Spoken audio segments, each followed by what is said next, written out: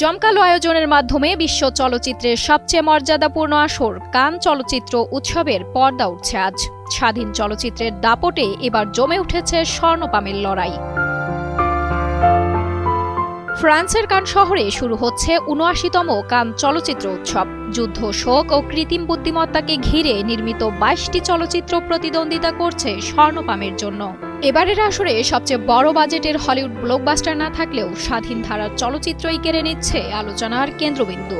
প্রতিযোগিতায় রয়েছে Pedro আলমোদোভার, Laszlo নেমেস, Asgar ফারহাদি ও রিউ শুকে হামাগুচির মতো খ্যাতিমান নির্মাতাদের নতুন ছবি।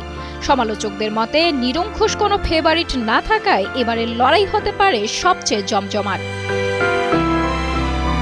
এক্সট্রিম মশার কয়েল প্ল্যান্ট ফাইবার দিয়ে তৈরি, তাই সহজে ভাঙে না, সুগন্ধিযুক্ত ও নিরবিচ্ছিন্নভাবে জ্বলে। ডেঙ্গু, চিকুনগুনিয়া বাহি সহ যে কোনো মশার বিরুদ্ধে দেয় এক্সট্রিম সুরক্ষা।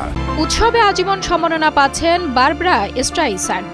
আগামী ২৩ মে ঘোষণা করা হবে এবারের স্বর্ণপাম জয়ীর নাম। লাল গালিচার ঝলক আর বিশ্ব সিনেমার সেরাদের লড়াই, সব মিলিয়ে আবারও প্রাণ ফিরে পাচ্ছে কান উৎসব। সঞ্জনা সাথী, কালের কণ্ঠ।